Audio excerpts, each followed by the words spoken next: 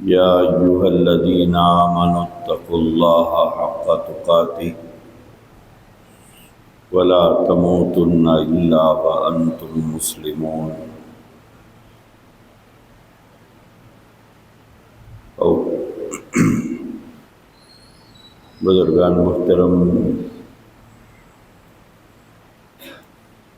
عزیزان گرامی،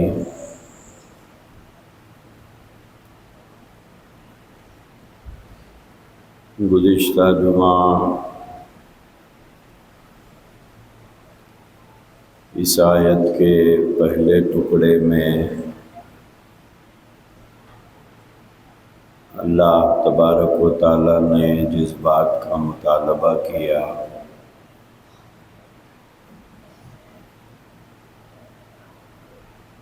مختصراً اس کی تفصیل میں نے بتایا تھا۔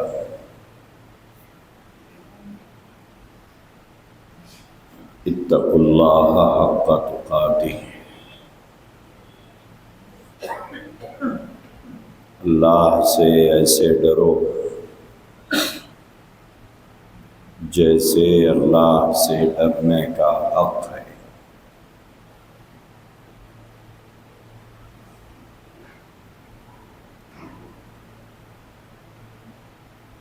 اللہ تبارک و تعالیٰ کو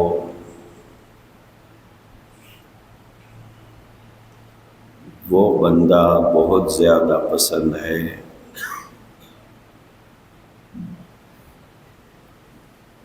جو اللہ سے ڈرتے ہوئے زندگی گزارتا ہے۔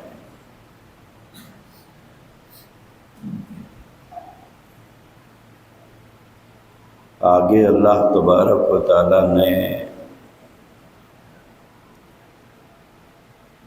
اس آیت کے دوسرے ٹکڑے میں یہ فرمایا وَلَا تَمُوتُنَّ إِلَّا وَأَنْتُمْ مُسْلِمُونَ۔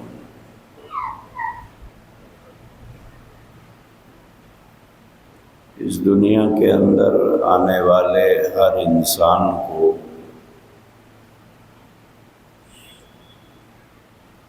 ایک دن یہ دنیا چھوڑ کر جانا ہے۔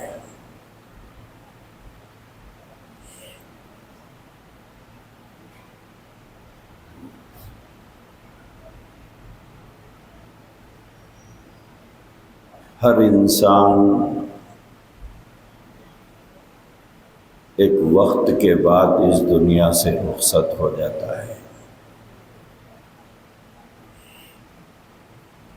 کل نفس ذائقۃ الموت،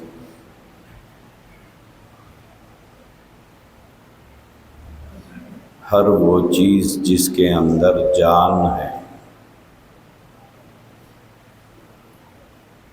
اسے موت کا مزہ چکھنا ہے،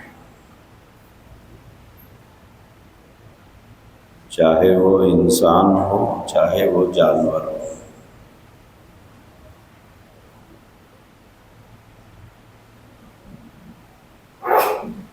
اللہ تبارک و تعالی نے جتنی حیات مقدر میں لکھی ہے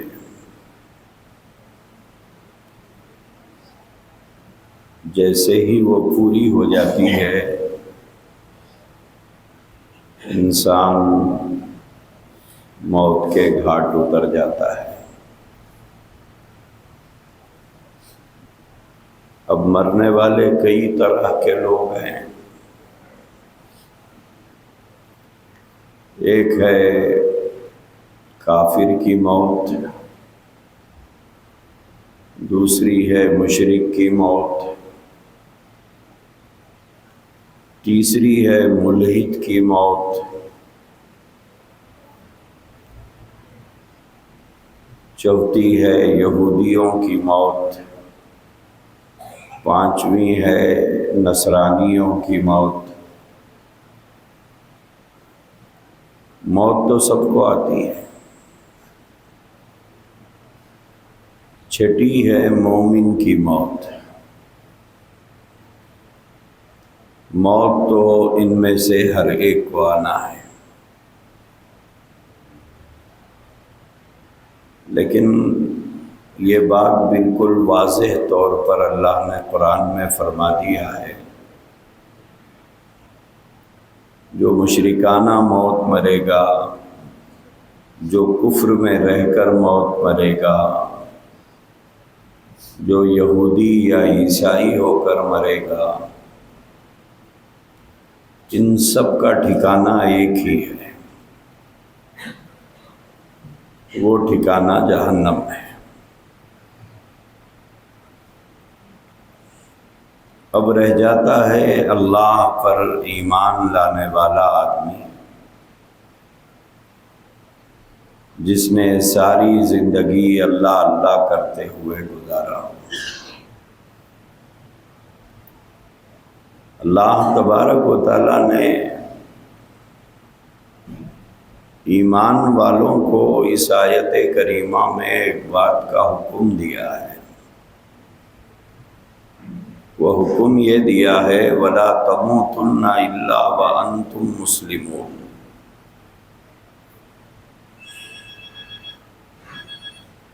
ایمان والوں سے اللہ نے فرمایا کہ دیکھو،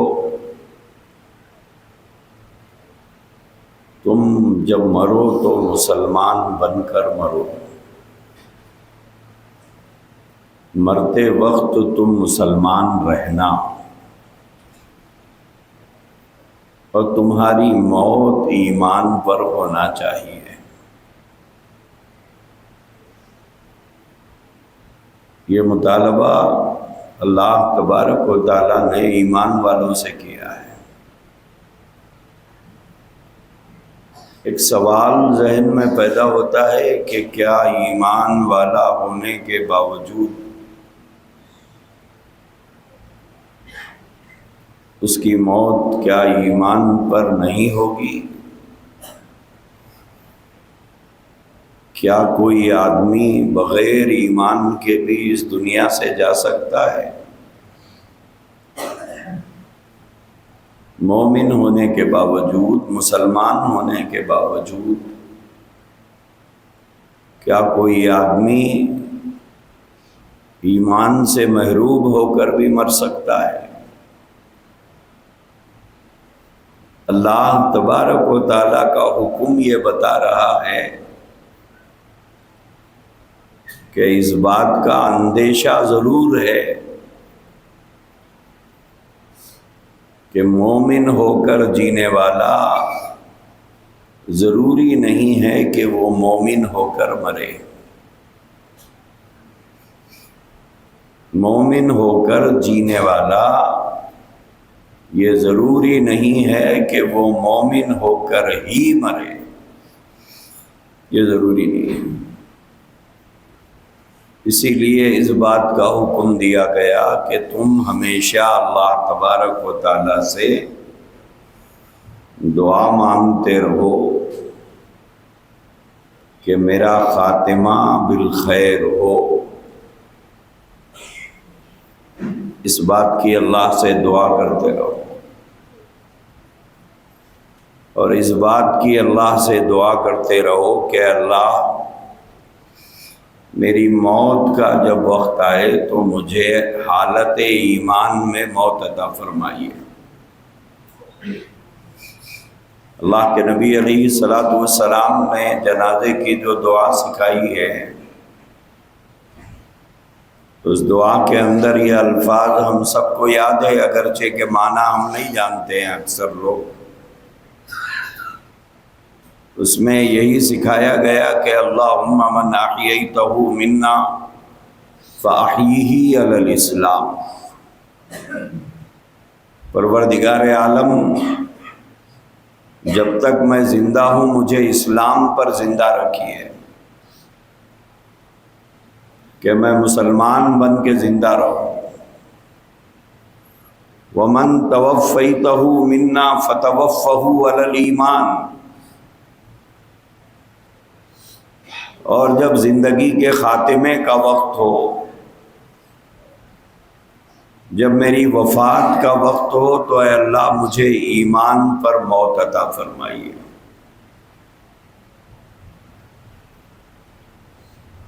کیوں؟ اس بات کا خطرہ اور خدشہ ہے مومن کے لیے کہ موت سے پہلے پہلے کوئی ایسی غلطی وہ کر بیٹھے جس کی وجہ سے وہ اس کا ایمان اس سے رخصت ہو جائے۔ اور جس دن انسان کا ایمان رخصت ہو گیا تو پھر ایمان والوں کی صفوں سے اس کا نام بھی نکال دیا جائے گا، وہ مومن باقی نہیں رہتا۔ اسی لیے حضرت علی رضی اللہ تعالیٰ عنہ کے پاس جب ایک نوجوان آ کر اس نے حضرت علی رضی اللہ تعالیٰ عنہ سے پوچھا کہ علی، بچپن سے مجھے دیکھ رہے ہو آپ، اور عمر کے اس حصے تک آپ نے مجھے دیکھا ہے، میری زندگی کا حال آپ کے سامنے ہے، میری زندگی کا اتار چڑھاؤ آپ کے سامنے ہے، میری خوشی اور مصیبت کے دن آپ نے دیکھے ہیں، میری زندگی ایک کھلی کتاب کی طرح ہے آپ کے سامنے۔ تو اس نے حضرت علی رضی اللہ تعالیٰ عنہ سے پوچھا کہ علی، جتنے دن میں نے اس دنیا کے اندر گزارے ہیں وہ آپ نے دیکھا ہے، آپ مجھے یہ بتائیے کہ اس پورے عرصے میں جتنے دن اور رات میں نے گزارے ہیں، آپ کی نظر میں میری زندگی کا سب سے کامیاب دن کون سا ہے؟ سب سے بہترین دن میری زندگی کا کون سا ہے؟ سب سے اچھا دن میری زندگی کا کون سا ہے؟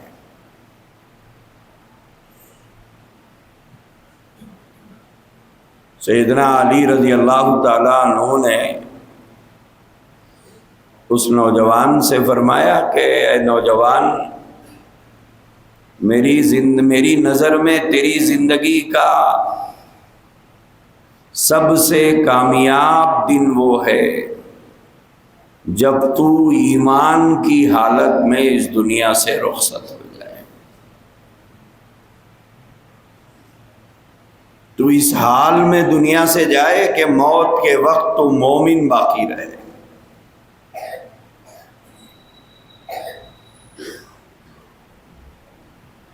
تیری موت ایمان کی حالت میں ہو، تیرا خاتمہ بالخیر ہو،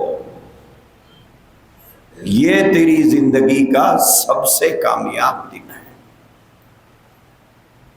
اس لیے کہ آخرت کی کامیابی کا دار و مدار ایمان ہی کے اوپر ہے۔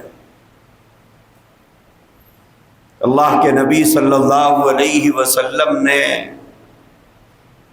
جو پیشن گوئیاں فرمائی تھی، اس میں ایک پیشن گوئی یہ بھی فرمائی تھی کہ ایک دن اس دنیا میں ایسا آئے گا اور ایک دور ایسا آئے گا کہ ایک آدمی صبح کو مومن رہے گا، شام کو کافر ہو جائے گا، ایک آدمی شام کو مومن رہے گا، صبح کو کافر ہو جائے گا۔ یبیع دینہ بعوض من الدنیا، دنیا اور دنیا کی چیزیں، مال اور مال سے منسلک چیزیں، اس سے اتنی انسیت اور اتنا لگاؤ، اتنی محبت انسان کو ہو جائے گی کہ اگر ایمان بیچ کر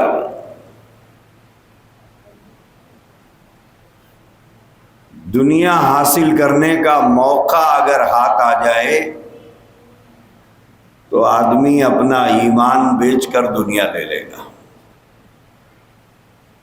یبیع دینہ بعوض من الدنیا، دنیا کے عوض اپنا دین بیچ ڈالے گا۔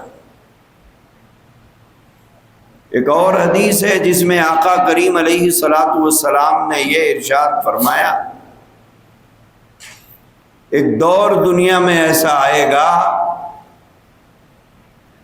کہ مسجد نمازیوں سے بھری ہوئی ہوگی، مسجدیں نمازیوں سے بھری پڑی ہوں، لیکن اللہ کے نبی نے فرمایا کہ اس میں ایک بھی مومن نہیں رہے گا، نماز پڑھنے کے باوجود مومن نہیں، روزہ رکھنے کے باوجود مومن نہیں، زکوٰۃ دینے کے باوجود مومن نہیں، تلاوت کرنے کے باوجود مومن نہیں، ذکر و اذکار کرنے کے باوجود مومن نہیں۔ کیا وجہ ہوگی؟ اس لیے کہ اس آدمی کا عقیدہ صحیح نہیں ہوگا، نماز تو پڑھ رہا ہے لیکن اللہ کے بارے میں جیسا عقیدہ رکھنا ہے ویسا عقیدہ نہیں رکھتا، نبی رحمت صلی اللہ علیہ وسلم کے بارے میں جیسا عقیدہ ہونا چاہیے ویسا عقیدہ نہیں رکھتا، قرآن کے متعلق جیسا عقیدہ رکھنا چاہیے ویسا عقیدہ نہیں رکھتا۔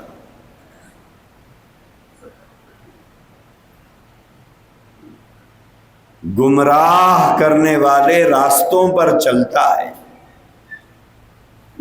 گمراہی کے حامل نظریات رکھنے والوں کو مانتا ہے، کفریہ عقائد رکھتا ہے،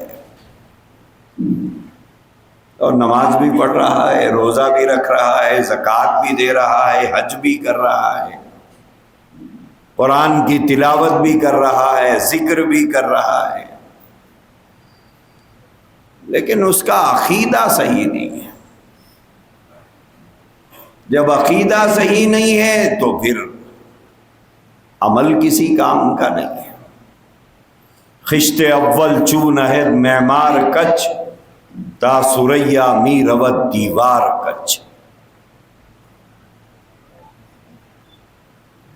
فارسی کے شاعر نے کہا، خشت اول چون عہد معمار کچ،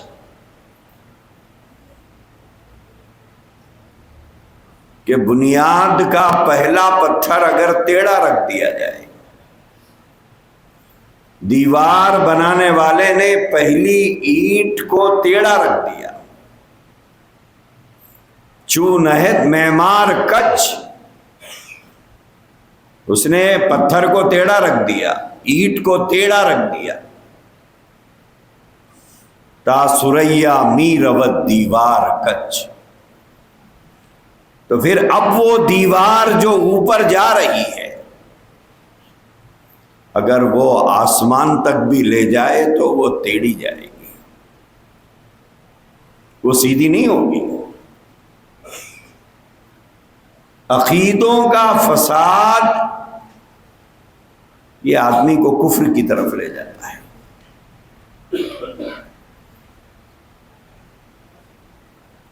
شرک میں مبتلا کر دیتا ہے۔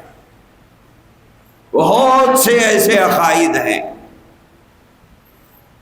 جس پر چلنے کے لیے بضد ہیں لوگ،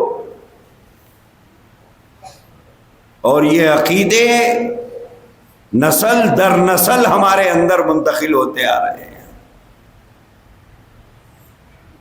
دادا سے ابا نے سیکھا، ابا سے ہم نے سیکھا، ہم سے ہمارے بچوں نے سیکھا، اب یہ عقیدے چلتے آ رہے ہیں۔ اسی لیے کسی نے لکھا ہے،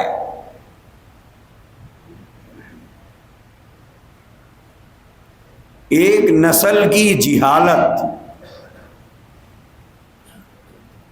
دوسری نسل کی روایت بن جاتی ہے۔ ایک نسل ہے جو جہالت کی وجہ سے بہت سے غلط کام کرتی تھی، اب اس جہالت کو اور اس جاہلانہ کام کاج کو اولاد دیکھتی رہی، حالانکہ اسلام نے اسے جہالت کہا ہے۔ اللہ اور اللہ کے نبی نے ان کاموں کو بے دینی کہا ہے، لیکن کرتی رہی، ایک نسل اسے کرتی رہی۔ اور اس نسل کی گود میں پلنے والی اولاد اپنے بڑوں کو وہ کرتا ہوا دیکھتی رہی.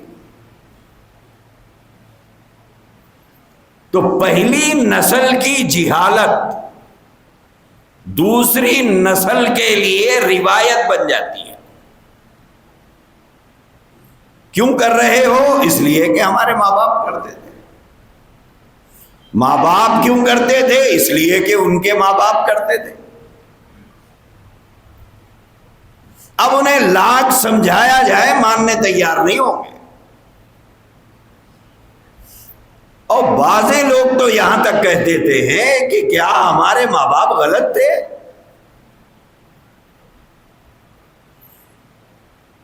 ہمارے ماں باپ نے جو کیا ہے کیا وہ غلط کیا؟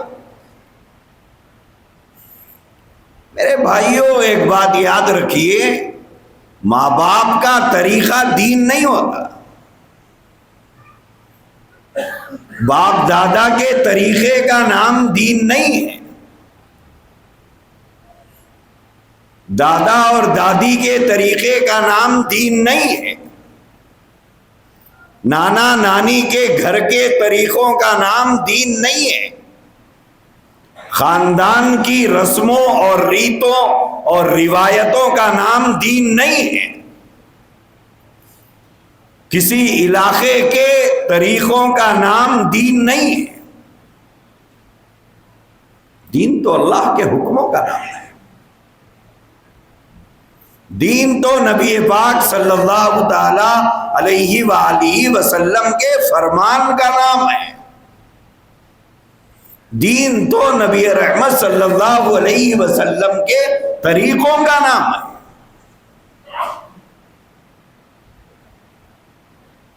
لیکن ہمارے گھرانوں کے اندر، ہمارے خاندانوں کے اندر کچھ چیزیں ایسی چل پڑی ہیں جس کا دین سے کوئی تعلق نہیں. سیدھا جس کا دین سے کوئی تعلق نہیں. کہیں کسی کتاب میں اس کا ذکر نہیں. نہ وہ فرض کے درجے میں، نہ وہ سنت کے درجے میں، نہ وہ مستحب کے درجے میں. کہیں اس کا ذکر ہی نہیں ہے.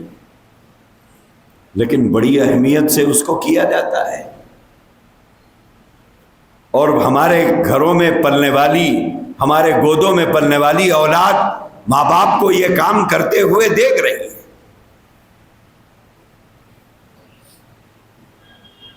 اور انہی کاموں کو دیکھتے دیکھتے وہ اولاد بڑی ہوئی ہے.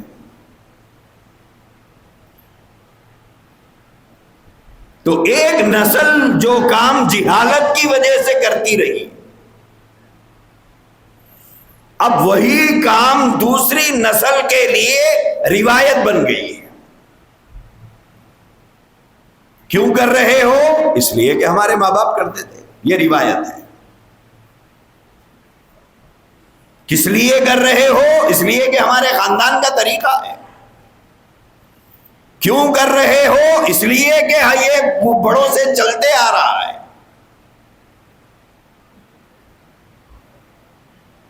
یہ نہیں فرمائیں گے کہ اللہ کا حکم ہے، یہ نہیں کہیں گے کہ نبی کا فرمان ہے، یہ نہیں کہیں گے کہ دین کا حکم ہے. یہ کہیں گے کہ ہمارے بڑے کرتے تھے.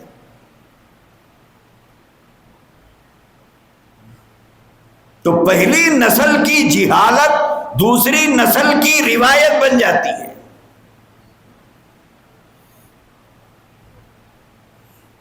اور تیسری نسل جب آئے گی تو تیسری نسل کا عقیدہ بن جاتا ہے. اب وہ پیوست ہو گیا.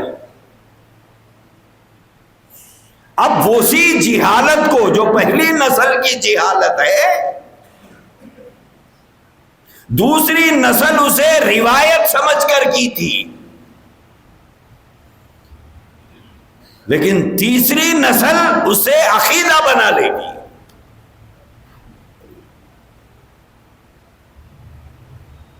آج بھی ایسے گھرانے ہیں مسلمانوں میں، آج بھی مسلمانوں میں ایسے گھرانے ہیں نماز بھی پڑھتے ہیں، روزہ بھی رکھتے ہیں، زکوٰۃ بھی دیتے ہیں، حج بھی کرتے ہیں، پوجا بھی کرتے ہیں۔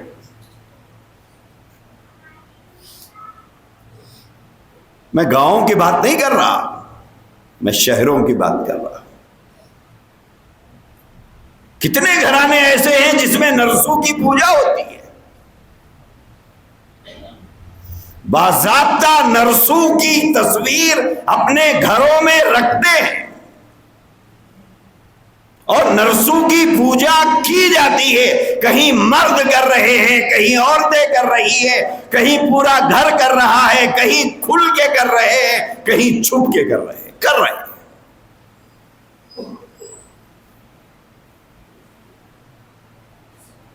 گاؤں میں رہنے والے دین سے ناواقف لوگوں کی بات میں نہیں کر رہا ہوں، نمازیوں کی بات کر رہا ہوں۔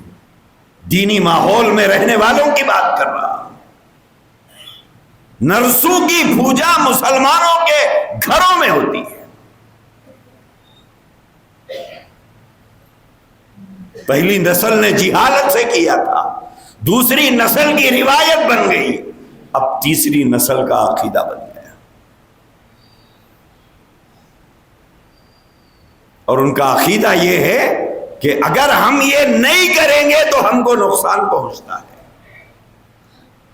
کئی لوگ میرے پاس آتے ہیں، پوچھتے ہیں مسئلہ،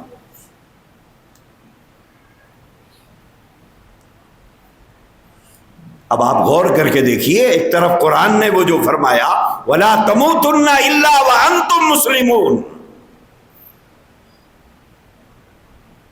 مرتے وقت مسلمان رہنا، ایمان کی حالت میں دنیا سے جانا، خاتمہ بالخیر آخرت کی کامیابی کے لیے ضروری ہے۔ اب ایک آدمی نماز بھی پڑھ رہا ہے، نرسوں کی پوجا بھی کر رہا ہے۔ ایک آدمی روزہ بھی رکھتا ہے، نرسوں کی پوجا بھی کرتا ہے، زکوٰۃ بھی دیتا ہے، حج بھی کرتا ہے، عمرہ بھی کرتا ہے، نرسوں کی پوجا بھی کرتا ہے۔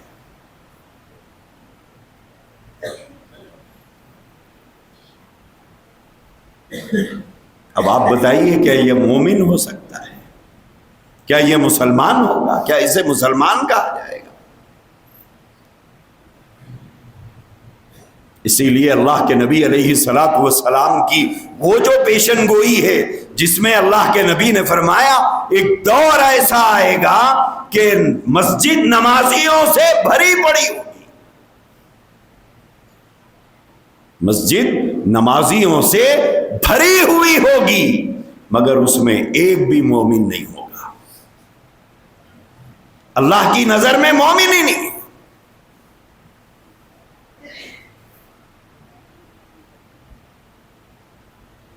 اللہ کی نظر میں وہ مسلمان ہی نہیں ہے، چاہے لاکھ نماز پڑھ لے۔ اسی لیے دوستو، عقیدہ جو ہوتا ہے یہ بنیاد ہے۔ دیکھنا یہ ہے کہ ہمارے عقیدے ویسے ہی ہیں جیسے عقیدے حضرات صحابہ کے تھے، ہم بیچ میں کسی کو نہیں دیکھیں گے، ہم بیچ میں کسی کو نہیں دیکھیں گے کہ ہمارے پیر کا عقیدہ، ہمارے باپ کا عقیدہ، ہمارے دادا کا عقیدہ نہیں۔ جن کو اللہ کے نبی نے دین حوالے کیا تھا، جنہوں نے اللہ کے نبی سے دین سیکھا تھا، ہم دیکھیں گے کہ ہمارے عقیدے ویسے ہے یا نہیں ہے جیسے صحابہ کرام رضوان اللہ تعالی علیہم اجمعین کے عقیدے تھے۔ درمیان میں سب چھوڑیے، یہ مسلکوں کو، یہ جماعتوں کو، یہ سب کو چھوڑ دیجیے، اوپر چلے جائیے۔ سب سے آتھینٹک اگر کوئی مسلمان ہے تو وہ صحابہ ہے۔ کیوں؟ اللہ نے ان کے بارے میں قرآن میں فرمایا فَإِنْ آمَنُوا بِمِثْلِ مَا آمَنْتُمْ بِهِ فَقَدِ اهْتَدَوْا، ایمان ویسے لاؤ جیسے یہ لائے، ایمان ویسے لاؤ جیسے یہ ایمان لائے۔ ہدایت پا جاؤ گے۔ تو ہمارے لیے ایگزامپل کس کا دیا گیا؟ پیر کا، فقیر کا، خاندان کے باپ دادا کا، خاندان کی رسموں اور ریتوں کا، علاقے کے رسموں اور ریتوں کا حوالہ دیا گیا؟ نہیں دیا گیا۔ ہمارے لیے حوالہ دیا گیا صحابہ کے ایمان کا۔ ایسا ایمان لاؤ۔ فَإِنْ آمَنُوا، اگر تم بِمِثْلِ مَا آمَنْتُمْ، اگر ایسا ایمان لاؤ جیسے یہ ایمان لائے، فَقَدْ اهْتَدَوْا، پھر تم ہدایت یافتہ۔ کسوٹی بتائی گئی صحابہ کو۔ اب نہیں چلے گا نانا کا طریقہ، اب نہیں چلے گا دادی کے دادا کا طریقہ، اب نہیں چلے گا خاندان کا طریقہ، نہیں چلے گا علاقے کے طریقے۔ یہ سب ایمان کے منافی ہیں۔ بہت سے لوگ کہتے ہیں نہیں ہمارے خاندان کا طریقہ ہے۔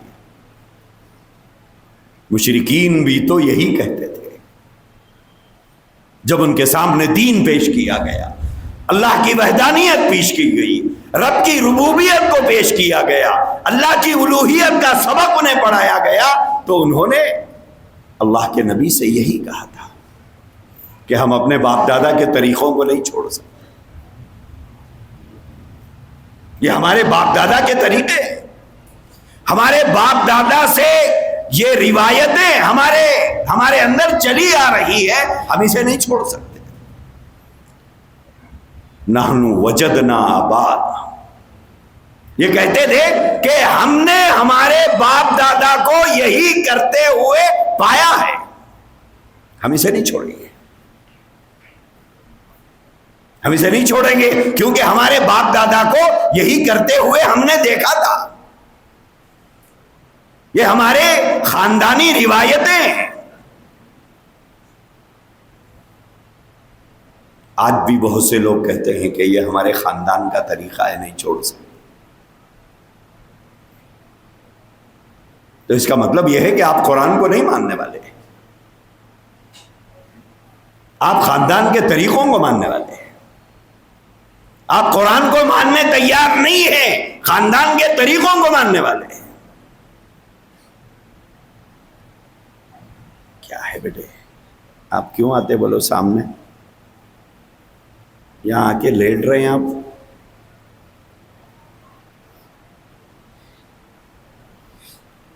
اس کا مطلب یہ ہے کہ ہم قرآن کی ماننے تیار نہیں ہیں جتنا ہم باپ دادا کے طریقوں کو ماننے والے ہیں۔ ہم نبی رحمت صلی اللہ علیہ وسلم کے طریقوں کو ماننے والے نہیں ہیں، ہم باپ دادا کے طریقوں کو ماننے والے ہیں۔ یہ تو وہی بات ہو گئی جو مشرکین کہتے تھے، اور ہر زمانے کے بت پرستوں نے، مشرکوں نے، کافروں نے ہر دور میں اس دور کے نبی کو یہی بات کہی کہ ہم باپ دادا کے طریقہ نہیں چھوڑ سکتے۔ لیکن دوستو یہ بات یاد رکھے، باپ دادا کے طریقے دین نہیں ہوا کرتے، نانی اور دادی کے طریقوں کا نام دین نہیں ہے۔ دین تو قرآن جو کہتا ہے وہ دین ہے۔ نبی رحمت صلی اللہ علیہ وسلم نے جو کہا اور جو کیا اس کا نام دین ہے۔ اور ہمارے لیے کسوٹی اور معیار حضرات صحابہ کو بنایا گیا۔ شادی سے لے کے موتا تک، شادی سے لے کے موتا تک کتنے کام ایسے ہیں جس کو لوگ روایت کے طور پر کرتے ہیں۔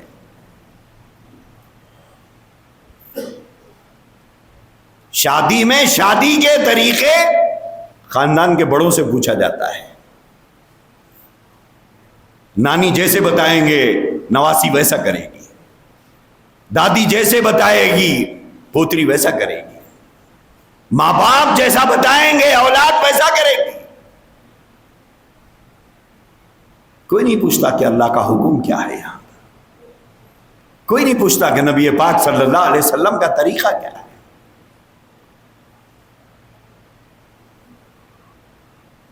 تو آپ سوچ کر دیکھیے ہم دین پر چل رہے ہیں یا روایتوں کو فالو کر رہے ہیں. ہم دین کو فالو کر رہے ہیں یا پھر خاندان کے طریقوں کو فالو کر رہے ہیں. ہم قرآن اور حدیث کو مان رہے ہیں, ہم قرآن اور سنت کو مان رہے ہیں یا پھر باپ دادا کے طریقوں کو مان رہے ہیں. فیصلہ آپ کریے.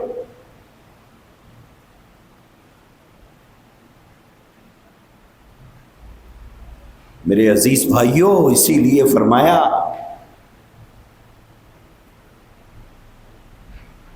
کہ قرب قیامت مسجدیں نمازیوں سے بھری ہوئی ہوگی لیکن اس میں ایک بھی مومن نہیں رہے گا.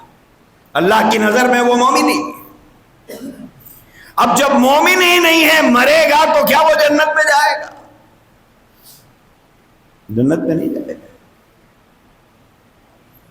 جنت تو اللہ نے مومنین کے لیے بنائی ہے.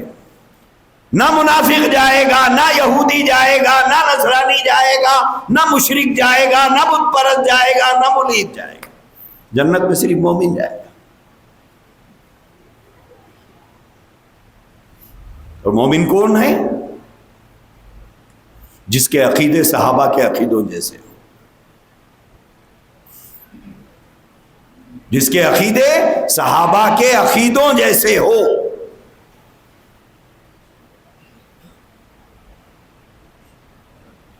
جس کے اعمال صحابہ کے اعمال جیسے,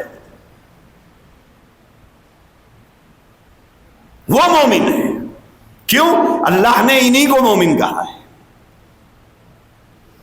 اور ہمارے سامنے انہی کو پیش کیا. ایسے ایمان لاؤ, ایسے فَإِنْ آمَنُوا, اگر تم ایمان لاؤ ایسے بِمِثْلِ مَا آمَنْتُمْ, جیسے یہ ایمان لائے ہیں, ایسا ایمان لاؤ. کسی پیر کو, کسی فقیر کو, کسی عالم کو, کسی مفتی کو, کسی بزرگ کو اللہ نے نہیں پیش کیا کہ ان کے جیسا ایمان لاؤ. صحابہ کو پیش کیا.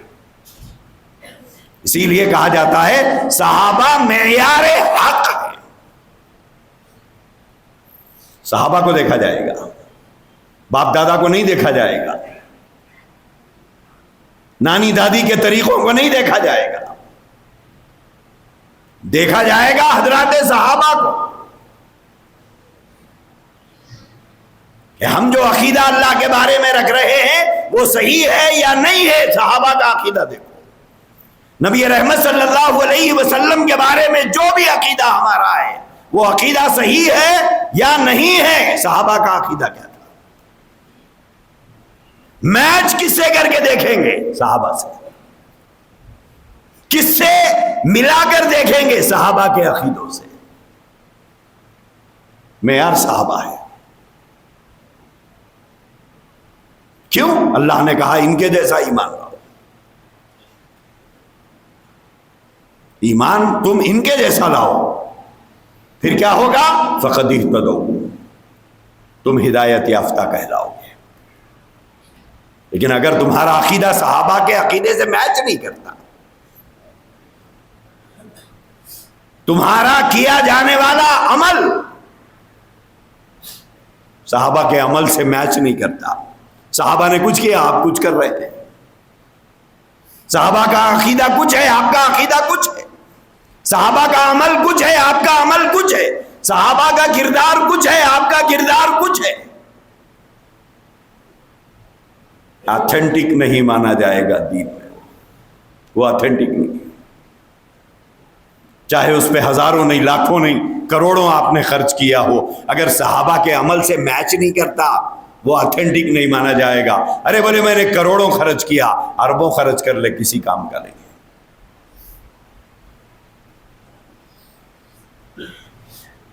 تو دوستو اپنے عقیدوں پر غور کرو کہ میرا عقیدہ صحیح ہے یا نہیں ہے. کہیں میں جہالت اور روایت کی چکر میں تو نہیں پڑ گیا. بڑوں کے طور طریقے بڑی مضبوطی سے لوگ پکڑے ہوئے، ہمارے بڑے کرتے تھے، ہمارے بڑے کرتے تھے، ہمارے بڑے کرتے تھے۔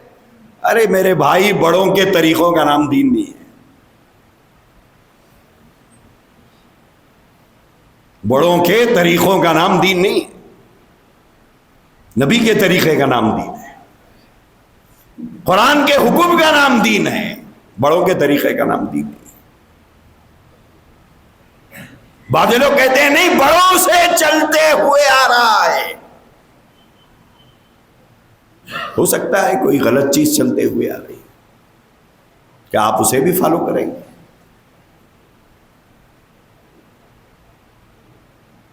ماں باپ کے طریقے، باپ دادا کے طریقے، خاندان کی روایتیں، ریتیں، اس کو چھوڑنے سے کوئی گناہ نہیں ہوگا، نبی کا طریقہ چھوڑنے سے گناہ ہوگا۔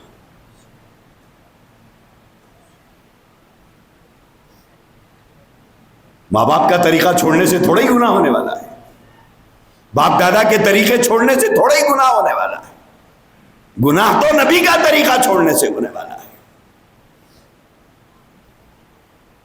ماں باپ کے غلط باتوں کا حکم نہ ماننے سے تھوڑا ہی گناہ ہونے والا ہے ہم کو، کہ ہمارے باپ نے ہم کو کسی غلط بات کا حکم دیا، اب ان کی فرمانبرداری ضروری ہے؟ نہیں، ان کی نافرمانی ضروری ہے۔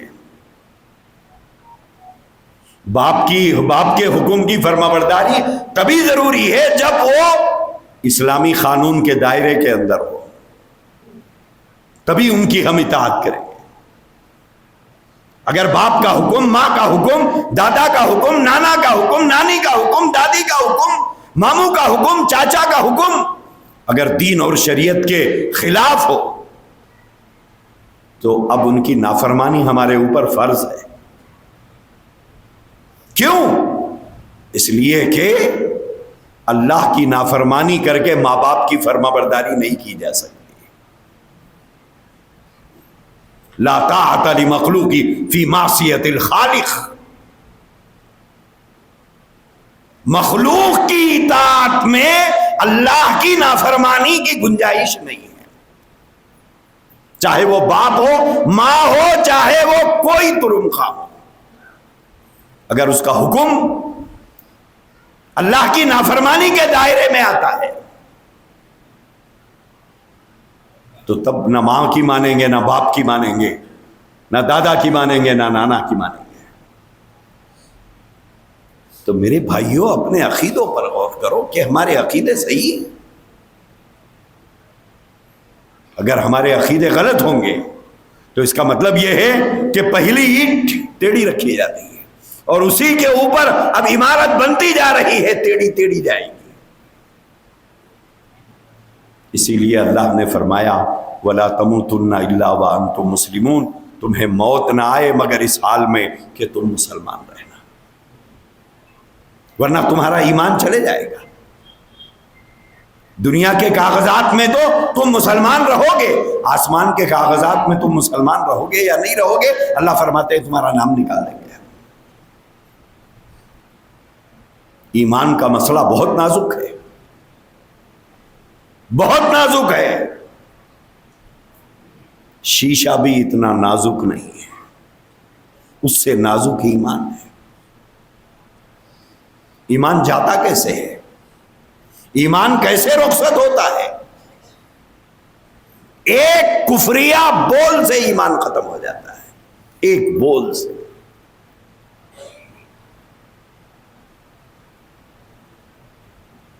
ایمان جاتا ہے جب آدمی صحیح بات کا انکار کر دے۔ قرآن حکم دے رہا ہے کرو، ایک آدمی کہتا ہے کہ میں نہیں مانتا اس کو، ختم ہو گیا،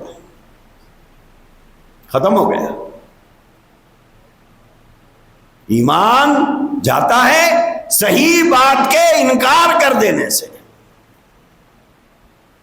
جیسے کوئی کہے کہ میں سود کو حرام نہیں مانتا، ختم ہو گیا، اب وہ مومن باقی نہیں ہے۔ اگر کوئی یہ کہے کہ میں شراب کو حرام نہیں مانتا، ختم ہو گیا، وہ مومن نہیں ہے۔